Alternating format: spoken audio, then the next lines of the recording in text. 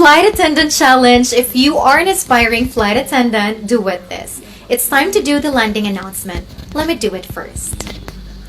Ladies and gentlemen, we have just landed at Ninoy Aquino International Airport. Cebu Pacific Air welcomes you to Manila. On behalf of your flight deck crew headed by Captain Aznar with First Officer Pimentel and the rest of the team, we thank you for choosing Cebu Pacific, your airline of choice. Now your turn! Tuan-tuan dan perempuan, sekarang kita sudah mendarat di lapangan terbang Kuching antarabangsa.